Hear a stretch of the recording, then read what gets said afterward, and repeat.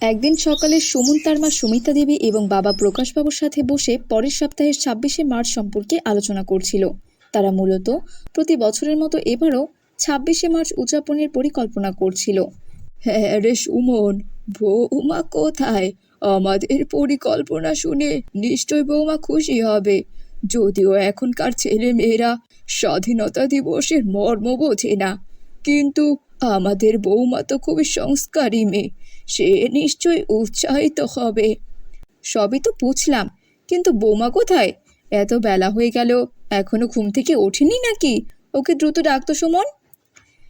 ঠিক এমন সময়ে সেখানে সুমনের স্ত্রী মালিনী চলে আসে।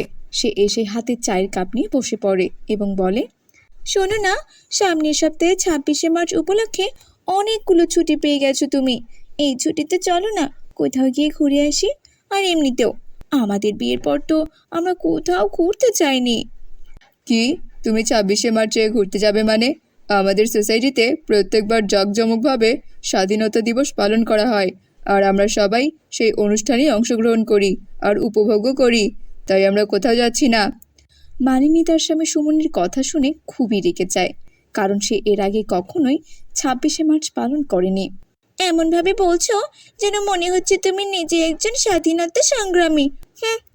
চুপ করো বৌমা, একজন উচ্চশিক্ষিতা মেয়ে হয়ে এ কেমন অশিক্ষিতদের মতো কথা বলছো তুমি? হ্যাঁ, তুমি কি কখনোই স্বাধীনতা দিবস পালন করনি? তোমার স্কুল, কলেজ বা বিশ্ববিদ্যালয়ে এই দিবস পালন করা হয়নি? তোমার কাছ থেকে আমি কখনোই এমন ব্যবহার আশা করিনি বৌমা।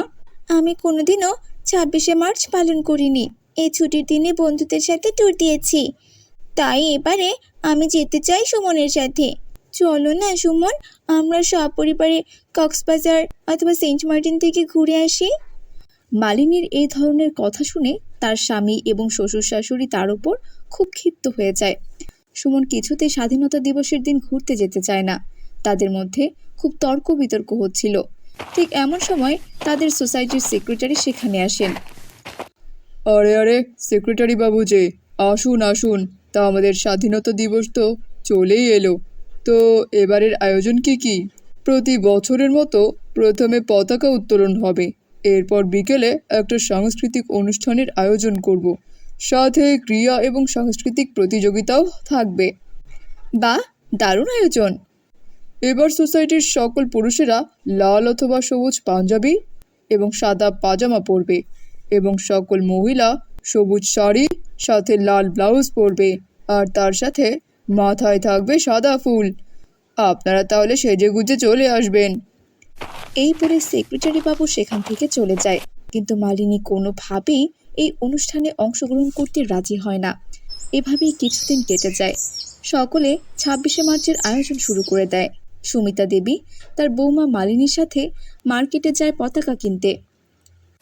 পতাকা কিনে বাড়ি ফেরার পথে তাদের সাথে দেখা হয় রাবেয়া বেগম নামের তাদের এক প্রতিবেশীর সাথে। কি খবর গো সুমিতা দিদি, বৌমাকে পেয়ে আমাদের তো দেখছি একদম ভুলে গেছেন। আরে না না, তুমি একদমই ভুল ভাবছো। তো তোমরা হলে প্রতিবেশী, আমাদের কাছের মানুষ। একদিন বৌমার হাতের রান্না খাওয়াবো আর তোমাকে নেমন্তন্ন করব। ঠিক আছে, তাহলে ২৬শে মার্চের দিন তোমার বৌমার হাতের রান্নাই না হয় খাবো। আচ্ছা আচ্ছা, তাতে কোনো সমস্যা নেই, চলে এসো। আর তাছাড়া আমার বৌমা কিন্তু খুব সুন্দর রান্না করতে পারে, দেখো তোমার বৌমার চেয়েও খুব ভালো রান্না করবে। এ কথা শুনে মালিনী ভীষণ রেগে যায়। কিছুক্ষণ পরেই তারা বাড়ি ফিরে আসে। আমি কিভাবে এত মানুষের জন্য রান্না করব? আমি তো এক কাপ চাই আজ পর্যন্ত বানাতে পারি না, আর রান্না করা তো দূরের কথা, আর সাংস্কৃতিক অনুষ্ঠানেও নাকি অংশগ্রহণ করতে হবে। কি যে হবে কে জানে। এসব ভাবতে ভাবতে তারা রাতে ঘুমই হয় না। পরের দিন সকালে সে তার সবচেয়ে কাছের বান্ধবীর সাথে দেখা করতে যায়। সে রিয়াকে সবকিছু বিস্তারিত বলে।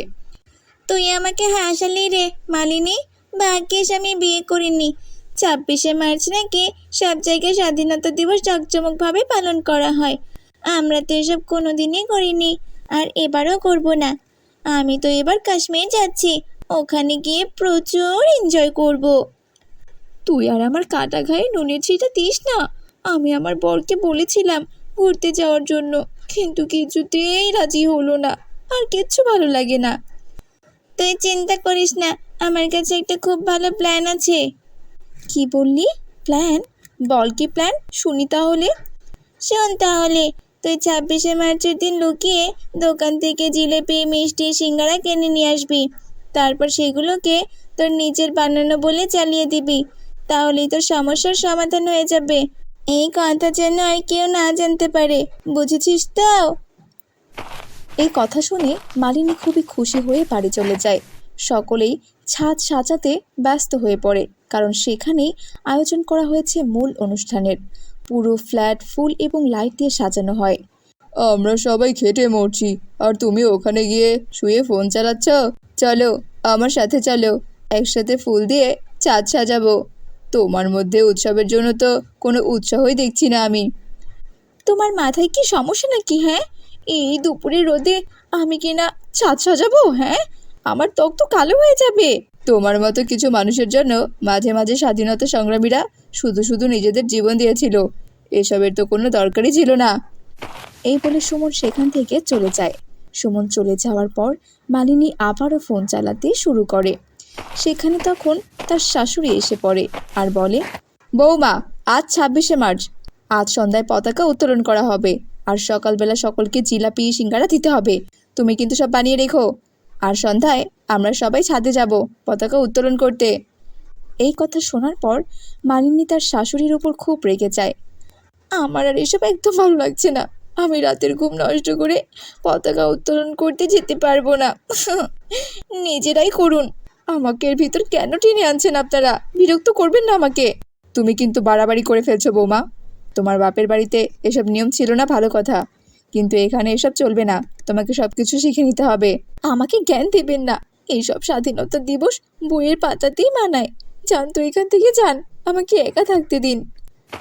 সন্ধেবেলায় মালিনীর স্বামী, শ্বশুর ও শাশুড়ি সবাই মিলে তার ঘুম ভাঙিয়ে দেয়। এরপর সে বলে, জীবনে প্রথমবার স্বাধীনতা দিবস পালন করছি, তাই একটু ভালোভাবেই করব। আমি একটা জিনিস অর্ডার করেছি, কিছুক্ষণের মধ্যেই চলে আসবে। আমি ওটা নিয়ে আসছি, আপনারা যান। এই কথা শুনে সবাই খুশি হয়ে যায় এবং ছাদে চলে যায়। মালিনী তার সেই অর্ডার করা জিনিসটি হাতে করে ছাদে চলে আসে। এবার আমরা জাতীয় সঙ্গীত পাঠ করব, চলুন সবাই একসাথে গান গাই। আরে, এখনো তো আমার সারপ্রাইজটাই দেওয়া বাকি আছে।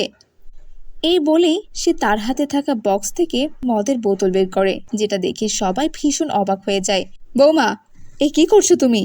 এমন একটা দিনে তুমি মদ নিয়ে এসেছো, আর তুমি জানো না মদ খাওয়া নিষিদ্ধ? এটা বেআইনি।